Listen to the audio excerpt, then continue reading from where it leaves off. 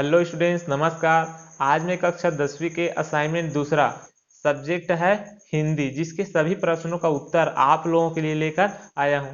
तो सभी प्रश्नों का उत्तर जानने के लिए आप इस वीडियो को पूरा तक जरूर देखिएगा और वीडियो पसंद आया तो लाइक और शेयर जरूर कीजिएगा। और हाँ, यदि आप सब्सक्राइब अभी तक नहीं किए हैं तो आप लोगों के लिए इतना मेहनत करके इस वीडियो को बना रहे हैं तो सब्सक्राइब तो जरूर बनता है, इसलिए सब्सक्राइब जरूर कर लीजिएगा। तो चलिए बिना देर के वीडियो स्टार्ट करते हैं। तो यहाँ पर देखिए प्रश्न क्रमांक पहला, सबका दुख अलग अलग होता है, अपनी अपनी बीमारी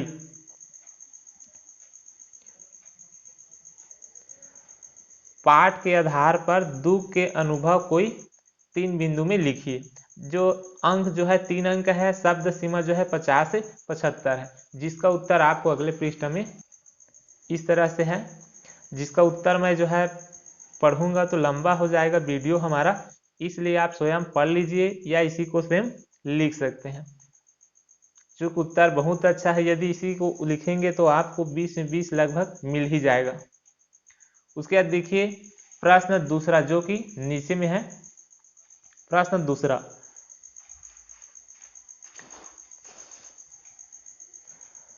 निम्नलिखित मुहावरों का अर्थ लिखकर वाक्यों में प्रयोग कर लिखिए। ये 2+2 मतलब 2 मुहावरा है, दोनों मुहावरा 2-2 अंक का है, कुल मिलाकर 4 अंक हो गया। शब्द सीमा 75 से 100 है।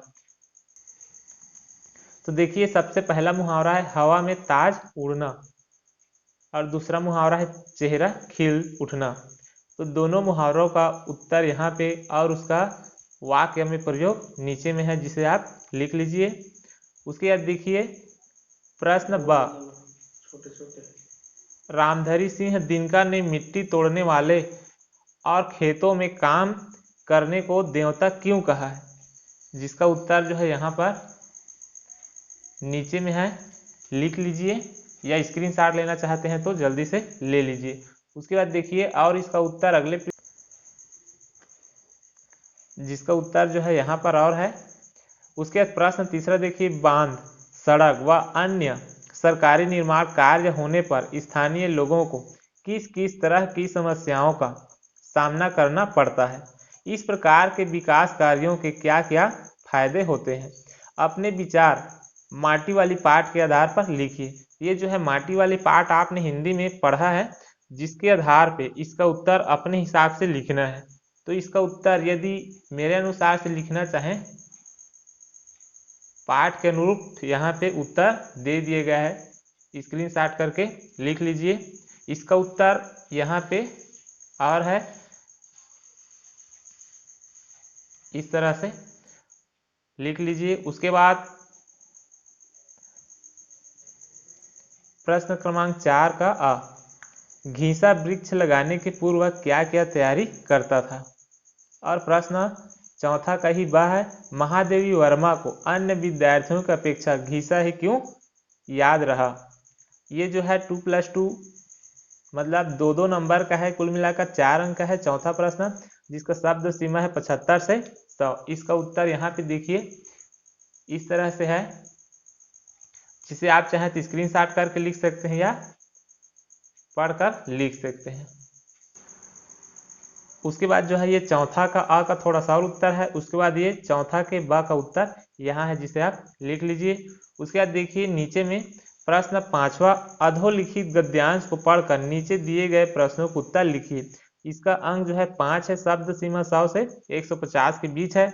यहाँ पर एक गद्यांश दिया हुआ है, जिसे आपको पढ़कर समझना है और समझकर यहाँ पे प्रश्न है जिसका उत्तर इसी गद्यांश में छिपा, जिसके उत्तर को आपको इस गद्यांश से ढूंढकर लिखना है। तो प्रश्न इस तरह से है। पहला प्रश्न है, जीवन की आधारशिला किस काल को कहा जाता है, जिसका उत्तर है विद्यार्थी जीवन। बालक में जो संस्कार पड़ जाते हैं जीवन मन वही संस्कार अमित रहते हैं, इसलिए यही काल आधारशिला कहा गया है। उसके बाद देखिए गद्यांश का दूसरा प्रश्न है, गद्यांश का उचित शीर्षक लिखिए। तो इसका उचित शीर्षक है विद्यार्थी जीवन। उसके बाद प्रश्न 3 देखिए, मानव जीवन के लिए विद्यार्थी जीवन का महत्व स्पष्ट कीजिए, जिसका उत्तर यहाँ पर है, आप लिख लीजिए। उसके बाद प्रश्न चौथा, छोटे वृक्ष के पोषण का उल्लेख किस संदर्भ में किया गया है और क्यों, जिसका उत्तर यहाँ पे दिया हुआ है, आप लिख लीजिए। उसके बाद देखिए प्रश्न क्रमांक 5वां, विद्यार्थी जीवन की तुलना पाठशाला से क्यों की गई है, जिसका उत्तर यहाँ पे नीचे है, आप जो है स्क्रीनशॉट कर लीजिए या लिख लीजिए। तो स्टूडेंट्स, यह वीडियो आपको कैसा लगा कमेंट करके जरूर बताइएगा।